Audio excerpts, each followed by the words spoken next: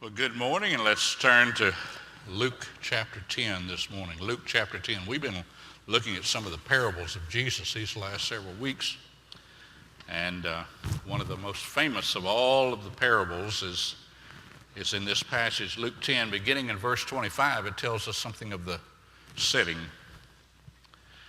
Luke 10:25. Then an expert in the law stood up to test him, saying, "Teacher, what must I do to inherit eternal life?" "What is written in the law?" he asked him. "How do you read it?" He answered, "Love the Lord your God with all your heart, with all your soul, with all your strength, with all your mind, and your neighbor as yourself." "You've answered correctly," he told him. "Do this and you will live." But wanting to justify himself, he asked Jesus, "And who is my neighbor?" Jesus took up the question and said, "A man was going down from Jerusalem to Jericho and fell into the hands of robbers. They stripped him, beat him up, and fled, leaving him half dead. A priest happened to be going down that road. When he saw him, he passed by on the other side. In the same way, a Levite, when he arrived at the place and saw him, passed by on the other side. But a Samaritan on his journey came up to him, and when he saw the man, he had compassion. He went over to him and bandaged his wounds, pouring on olive oil and wine. And then he put him on his own animal, brought him to the inn, and took care of him. The next day he took out 2 denarii and gave them to the innkeeper and said, 'Take care of him. When I come back, I'll reimburse you for whatever extra you spend.' Which of these 3 do you think proved to be a neighbor to the man who fell into the hands of the robbers?" "The one who showed mercy on him," he said. Then Jesus said, "Go and do the same." Lord, help us to begin to notice those who need us to stop and say hello. Need us to stop with a warm welcome, who need to stop and where we need us to stop and lend a helping hand. Lord, help us to be good neighbors. In Jesus' name, amen. If Jesus had said to his audience that day, "I'm going to tell you the story of the Good Samaritan," they'd have said, "Whoa," right off. No such thing, no such animal as a Good Samaritan. That would have sounded like an oxymoron to Jesus' audience. Now your next question is, what is an oxymoron, right? Did you see that title in the bulletin today and say, what in the world is this all about? Well, an oxymoron's when you use 2 or 3 words, a couple of words in the same sentence or same phrase, and they don't seem to go together. They just don't mesh, you know. When I go to a restaurant and it says jumbo shrimp, I think, what? It's either a shrimp or it's jumbo. But jumbo shrimp, who ever heard of such? Now, most of the women in here would say that an oxymoron, a good example, is an adult male. Now, see there, I told you. Listen to them. If you say somebody's awfully pretty, which is it? Is she awful or is she pretty? Here's one, an exciting sermon. Don't laugh at that. How about this? I see advertised all the time. Genuine imitation leather. What? Or how about same difference? That's an oxymoron. Small crowd. And one of the big words today is virtual reality. Well, which is it, reality or virtual? Tell me which one it is. And some of you guys who've been in the Air Force would say that crash landing would be an oxymoron. Or like a football coach said to us one day, all right, all you boys get out here and line up in a circle. We didn't know what to do. Or this is a fine mess you've gotten us into. That's an oxymoron. It just doesn't seem to fit together, using contradictory terms in the same sentence or same phrase. And it's just hard for people to wrap their minds around most oxymorons. And Jesus told a parable that left a lot of people saying, whoa, I don't get that. If he had announced that the topic is the Good Samaritan, they just said, no such thing. You can't use good and Samaritan in the same sentence. But let me explain to you how it happened. Jesus became so popular to the common people and yet so controversial to so many of the religious leaders who did not like the idea that a lot of people were saying, you know, this Jesus is the Messiah. He's the one sent by God. And the religious leaders did not like that at all. They said, that can't happen. But the people liked him. And so his enemies sought to discredit Jesus every chance they get. You see all those questions? This is just one of them today. They ask hypothetical questions sometimes. They ask him deep questions about his knowledge of the scriptures and about his theology.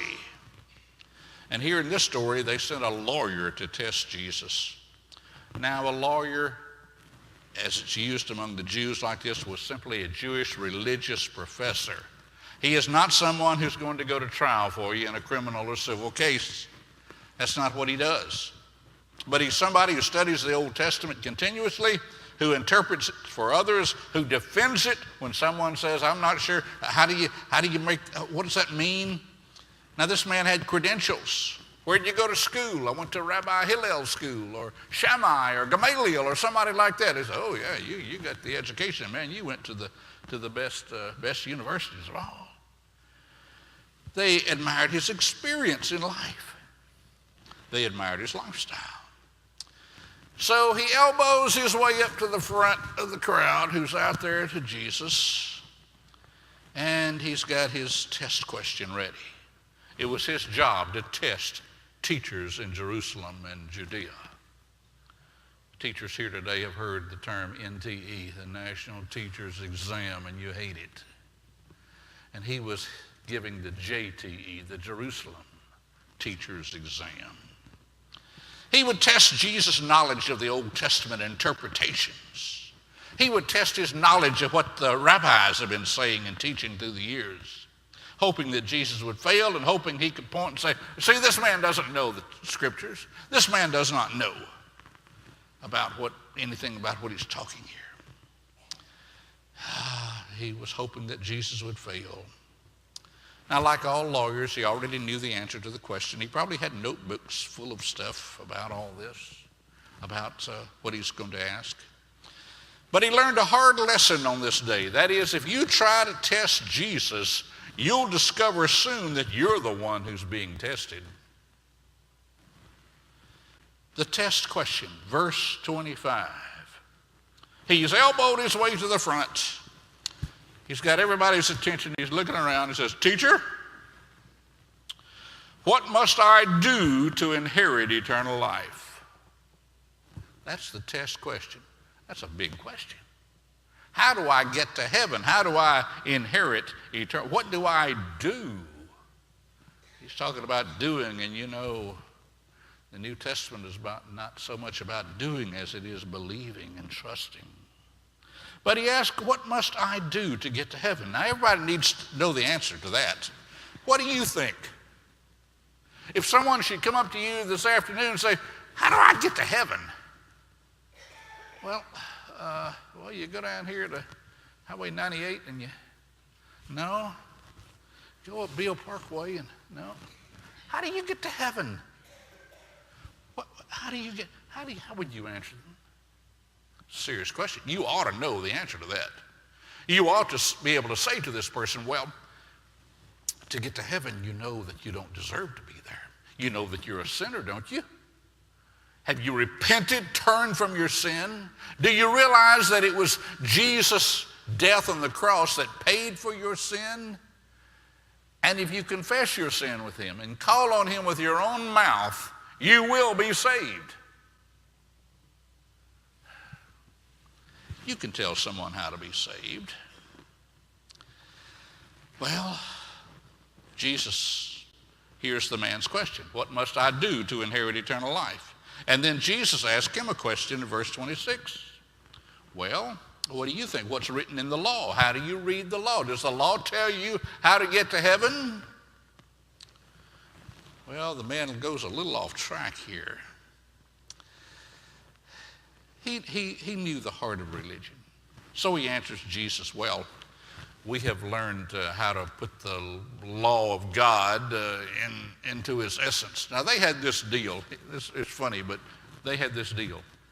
They had this contest all the time. Who can put the law of God, the scriptures, into some saying that you can make while standing on one foot? How long can you stand on one foot? I'm 71. It takes about 2 seconds now for me to fall over somewhere. How long can you stand on one foot? And can you explain the heart of the scriptures while you're standing on one foot? They had these contests. And so they made their contests. And he said, well, I think the answer to that is, if you want to please God, then love the Lord your God with all your heart, with all your soul, with all your strength, with all your mind, and your neighbor as yourself. Whew, now I can put the other foot down. That sounds good. Well, that is getting right at the heart of it. Jesus said, that's good. You do this. What you said. Love the Lord your God with all your heart and soul and mind and strength. You do that and love your neighbor, and God will be very pleased with you. But then it gets a little sticky, doesn't it? Because we know we haven't done that. And this guy knew he hadn't done that. No one kept the law perfectly. But Jesus says, or the lawyer, verse 29 says, but wanting to justify himself. You say, yeah, that's good stuff, and I agree with you, but to justify myself, the heart of the law is to love God with everything about you. Your heart, that's where you make your decisions. That's where your character is. Oh, your soul, that's with your very life. Do you love God with all of your life? Do you love God with all of your mind? I mean, is he in your mind? Do you think about him? And with all your strength, do you use the best of your strength to serve God? That makes you a little uncomfortable because you know and I know you haven't been there yet. We try. And loving your neighbor as yourself, that's a hard one too. So the guy kind of deflects the thing to justify himself. He says, I could do all that if I just knew who my neighbor was. Who is my neighbor? So Jesus took up the question. He's going to answer. Just like Jesus to probe deeper and deeper into something like that. Who is my neighbor? Who is my neighbor indeed? Now, Jews wanted all relationships defined. They wanted to know where you could go, what you could say, what you could do, who you could marry, everything else. They wanted all that defined. And so one of the rabbis had come up with this. This is very common in that day. This is what the rabbi taught. An Israelite killing a stranger inhabitant doth not die for it by the Sanhedrin, because it is said, if anyone lifts himself up against his neighbor. In other words, if you killed somebody, you couldn't be brought to court if it's a Gentile, because he's not your neighbor. And then the rabbi went on to say, we're not to contrive the death of the Gentiles, but if they are in any danger of death, we are not bound to deliver them. If any of them fall into the sea, you need not take him out, for such a one is not thy neighbor. So the neighbor has been defined. Jesus must have shaken his head. He said, let me tell you a story. He tells a parable. Now, when Jesus is stressing something so very, very important and profound, he says, let me throw something alongside there. The word parabole means to throw something alongside. Let me throw a little story along beside you to illustrate who the neighbor is. So he tells the story, this parable. The setting for the parable is the Jericho Road. Jerusalem was 17 miles from Jericho, but it was quite a trip. If you started in Jericho down by the shores of the Jordan River and you went to Jerusalem, you would climb more than 3,200 feet. Now try that in 17 miles walking. It was tough. It was hard walk. And going down might have been easy, but going up, that was a lot harder. It was a rough, rocky wilderness, lots of caves, lots of dangers along there. Yet you had to go to Jericho many times. You might have business in Jericho, or if you lived in Jericho, you might have business in Jerusalem, or you might need to go to the temple in Jerusalem. The government had an office in Jericho. King Herod built his winter palace at Jericho because it was warm, it was tropical there. When he got tired of the cold, wet winters in Jerusalem, he'd go down to his winter palace in Jericho. We got people who do that, don't we? A lot of people, by the time Christmas comes, are going to be headed back to Fort Walton Beach for the winter because it's warmer here. That's what King Herod was doing. So you might have to go there for a lot of reasons. But you had to take that road to go north if you were a good Jew.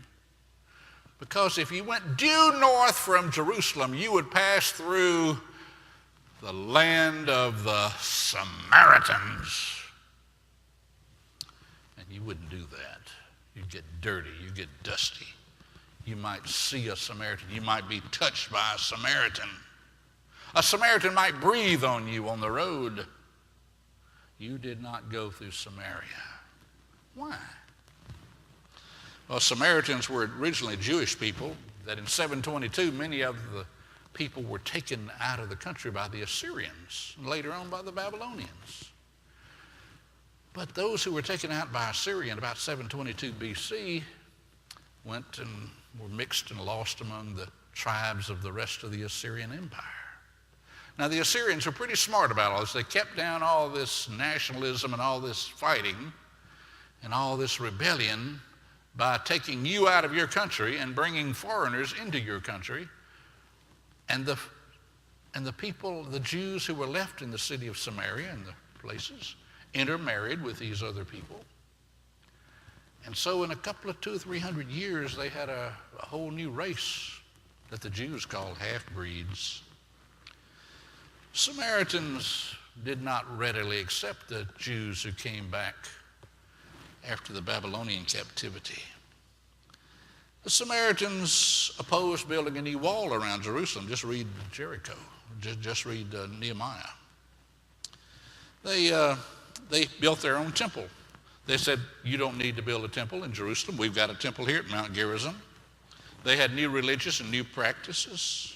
They used only the Torah. And so the Jews coming back were always in opposition to these people saying, you're not even really Jews anymore. You have mixed and messed up everything. In 128 BC, Jewish leader John Hyrcanus burned that Samaritan temple and the whole city of Samaria. In 9 BC, the Samaritans got revenge. They sneaked into the temple of Jerusalem, scattered dead men's bones all over the temple. The temple had to be closed. The doors had to be locked. It had to be cleansed and purified. And Passover had to be canceled in 9 BC because of this. So Jews refused to set foot in Samaria. Remember, even one time Jesus was passing through Samaria and sent his disciples to find a place to stay. And they said, they don't want us here.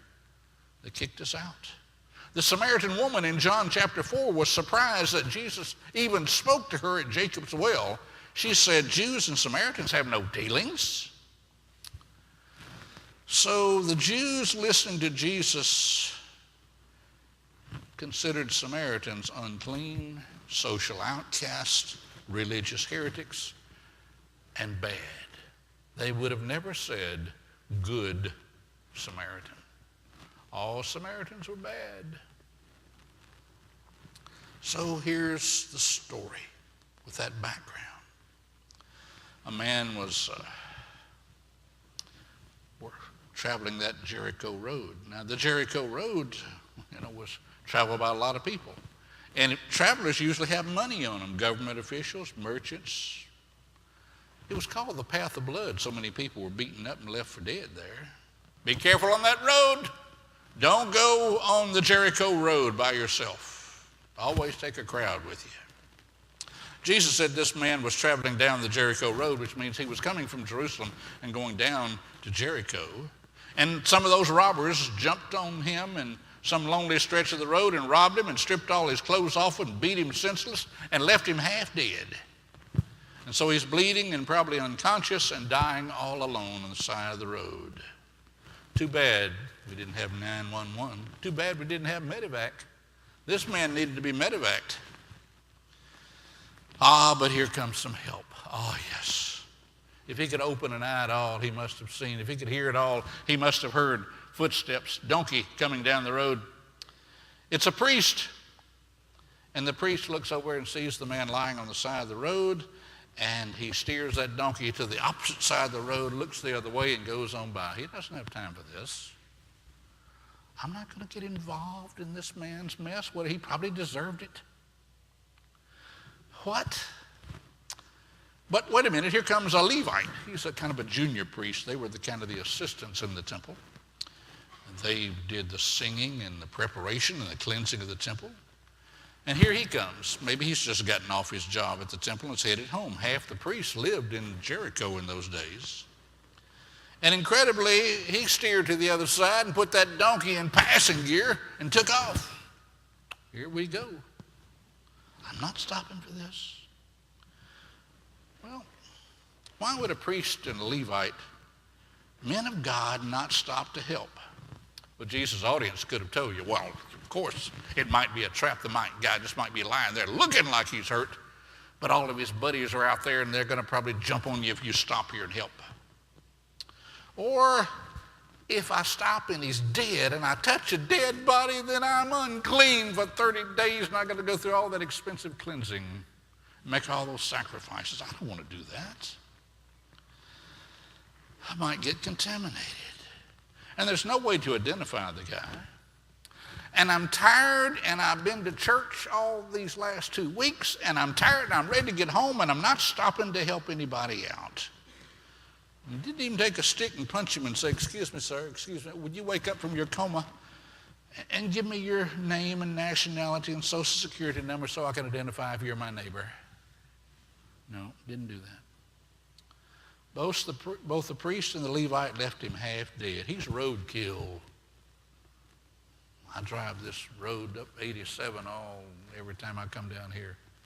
Roadkill was out there today, raccoons, possums. Roadkill. That's what this guy was, roadkill. Lying on the side of the road. I'm not stopping. Then Jesus said, a Samaritan.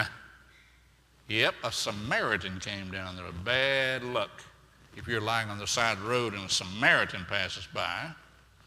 Got his donkey. So when Jesus said the Samaritan happened by, his Jewish audience said, well, if that poor guy's not dead by now, he will soon be, because that Samaritan will take the biggest rock he can find and beat him in the head and kill him, because Samaritans are hateful people. But Jesus blew up their expectations. He said when the Samaritan saw the man, he had compassion. I love the word for compassion in this language. It means he got all worked up inside. Just like when you see somebody hurting, don't you hurt inside? Don't you know what I mean? It talks about your innards. Is what it's talking about here. This guy saw this happen. He said, oh, man, this is awful. I feel so bad. And so he stopped and got off his donkey and picked this man up and cleaned him up and bandaged his wounds and put oil and wine to soothe and disinfect. and loaded him onto his own donkey and medevaced him to the nearest hotel inn. He took care of him all night long, and he lived through the night. And the Samaritan had to go on, but he told the innkeeper, look, there's this man. I want you to take care of him. Here's 2 days' pay. 2 days' pay, 2 denarii. You take care of this man. You know I'm coming back. I come through here all the time. And when I come back, if you spend any more money, you let me know, and I'll pay you that too. And so you have the story of the Good Samaritan, an oxymoron. Nobody could believe that. Jesus' audience was floored. I thought about the victim this week when I was working on this message. When he realized it was a Samaritan, I wonder how he felt. Lord, it was good for you to send some help, but couldn't you find a good Jewish boy, maybe? No.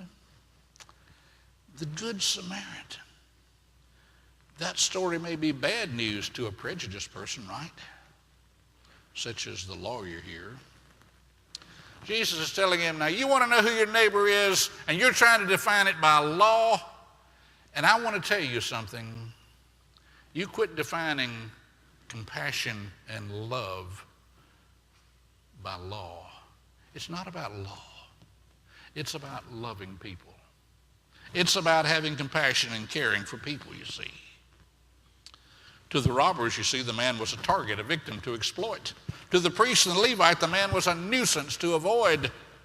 To the lawyer, the man was a problem to be discussed and debated about whether or not he was a neighbor. But to the Samaritan, the man was a neighbor because he needed help. So Jesus ended the parable by asking the lawyer, okay, you decide, my friend, which one of these 3 was a neighbor to the man who was hurt? Which one of them was the neighbor?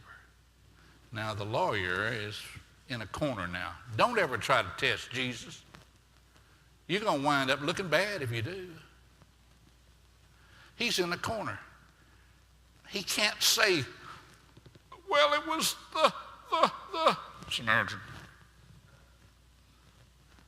He's not going to say Samaritan was good.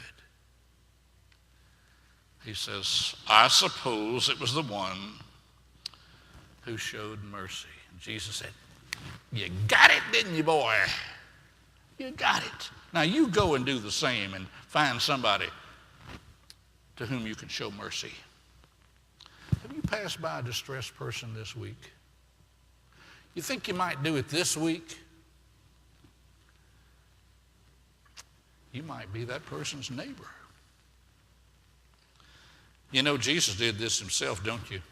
Because you were walking down the Jericho road alone, and a robber named Sin jumped on you and beat you half to death and robbed you. And his despair and fear and poverty and lust and anger and bitterness and grief and defeat all joined Sin on beating you up somewhere along the road, didn't they? And everybody else may pass you by, even your family sometimes.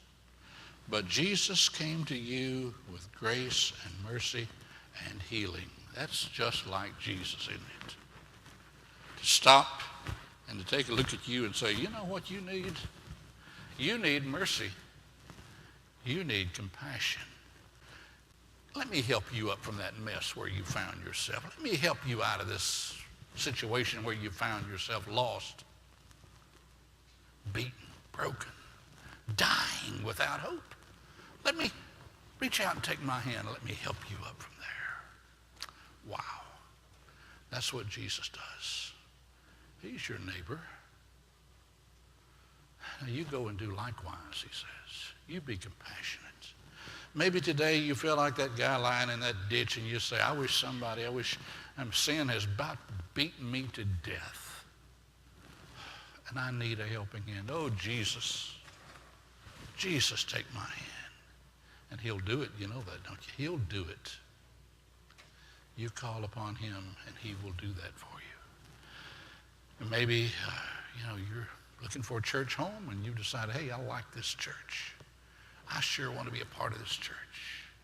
You come on this morning. We'd be so happy to welcome you. We're going to stand now and have our hymn of invitation. If you've got some business to do with the Lord after this message, then come on.